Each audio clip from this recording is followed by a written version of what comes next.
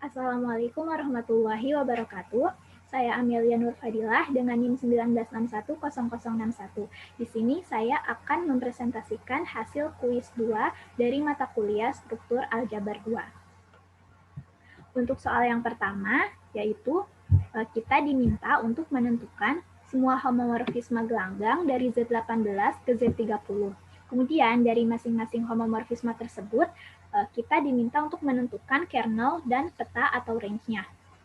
Untuk penyelesaiannya, yang pertama, misalkan pemetaan V dari Z18 ke Z30 mengawetkan penjumlahan.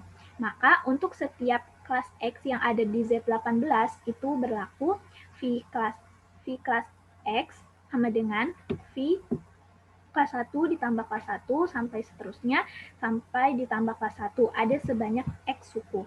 X di sini merupakan bilangan bulat. Nah, kemudian dari sini kita peroleh V kelas 1 ditambah V kelas 1 dan seterusnya sampai ditambah V kelas 1 ada sebanyak X suku.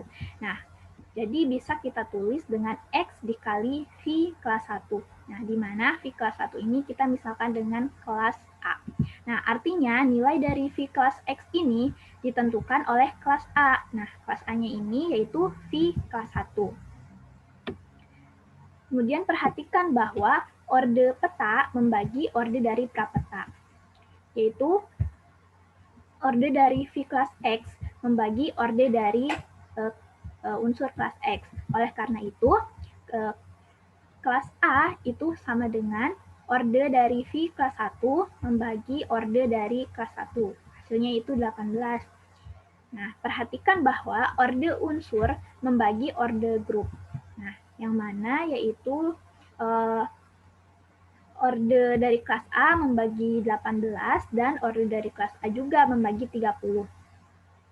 Oleh karena itu, orde dari kelas A membagi GCD atau FVB dari 18 dan 30.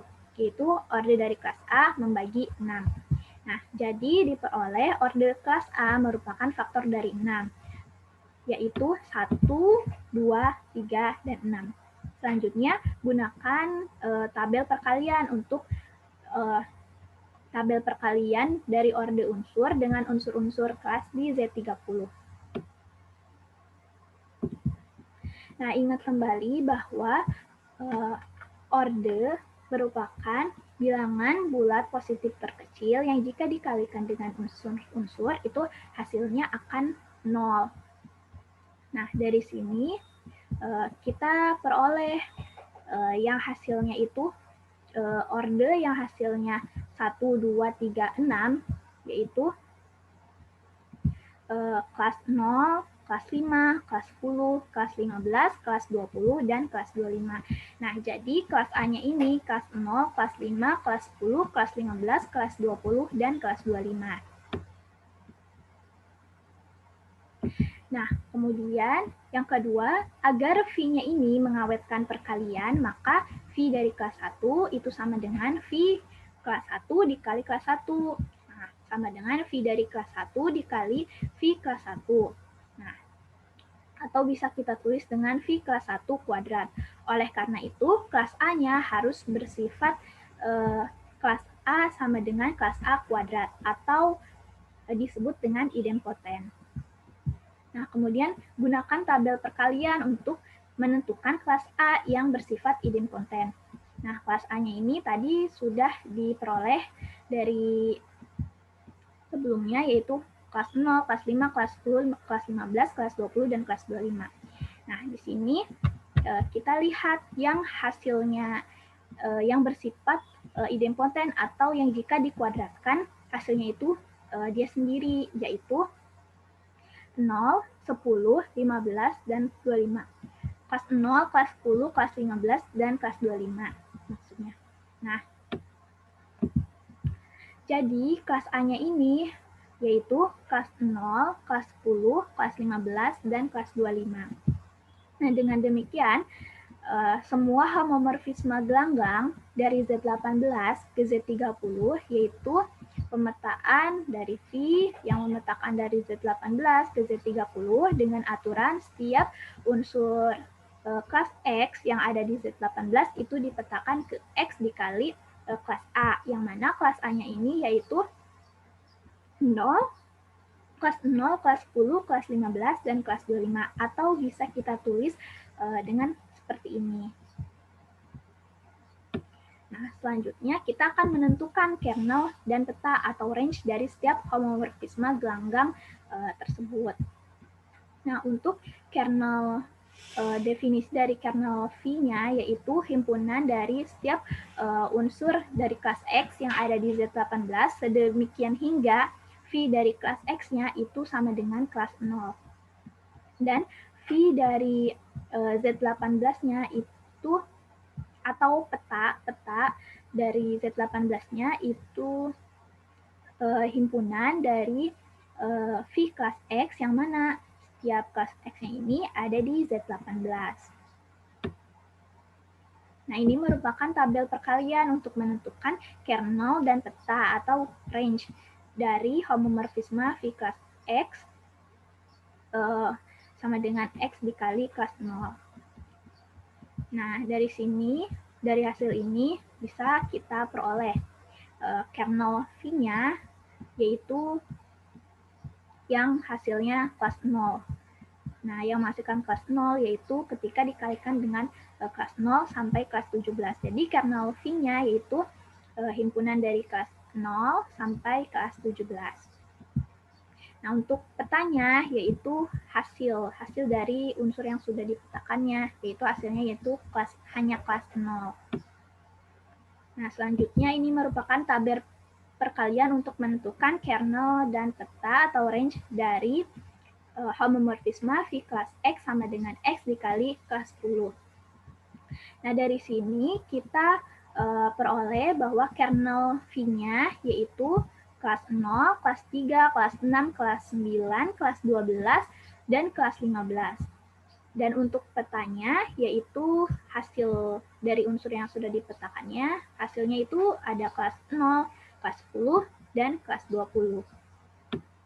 Selanjutnya yaitu tabel perkalian untuk menentukan kernel dan peta atau range dari homomorfisme V kelas X sama dengan X kelas 15.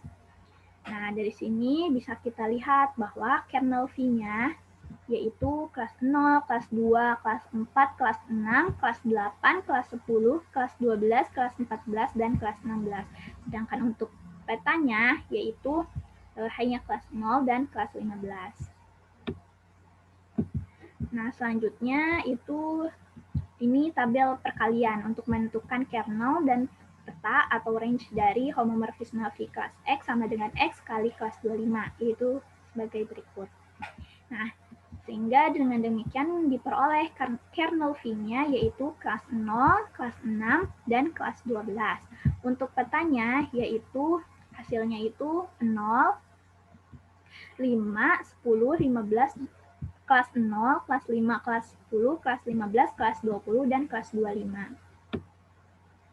Nah, untuk nomor 2 itu dari soal itu diketahui misalkan R dan S merupakan suatu gelanggang komutatif dengan unsur kesatuan. Nah, kemudian pemetaan V yaitu memetakan dari R ke S merupakan homomorfisme gelanggang. Dan misalkan A merupakan ideal prima dari S. Nah, kita diminta untuk membuktikan bahwa prapeta dari A oleh V yang mana didefinisikan X yang ada di himpunan X yang ada di R sedemikian hingga peta dari X-nya ini ada di A, nah merupakan ideal prima dari R. Nah, peta dari A oleh V dikatakan ideal prima dari R jika dan hanya jika A dikali B itu ada di prapeta A. Nah, jika AB ada di prapeta A, maka akan mengakibatkan A ada di prapeta A atau B ada di prapeta A. Nah, selanjutnya kita ambil dua unsur sebarang, yaitu A, B yang ada di R. Nah, berdasarkan definisi prapeta dari A oleh V, itu A dikali B itu ada di R. Sedemikian hingga V A kali B itu ada di A. Nah, karena A kali B ini ada di A, maka A dikali B itu ada di prapeta A.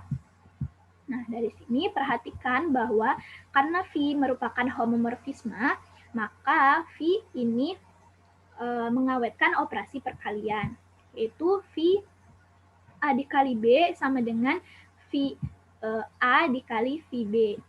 Nah, V A kali B ini ada di A. Nah, karena tadi dikatakan bahwa A-nya itu ideal prima, maka VA itu ada di A, atau VB ini ada di A. Nah, oleh karena itu, karena VA-nya ini ada di A besar ini, maka berakibat bahwa A kecilnya ini ada di prapeta A. Atau karena tadi VB-nya ini ada di A besar, maka berakibat bahwa B kecilnya ini ada di prapeta A. Nah, dengan demikian terbukti bahwa prapeta A oleh V yang mana didefinisikan sebagai himpunan dari X yang ada di R sedemikian hingga Vx-nya ini ada di A merupakan suatu ideal prima dari R. Cukup sekian presentasi hasil kuis dari saya. Kurang lebihnya mohon maaf. Wassalamualaikum warahmatullahi wabarakatuh.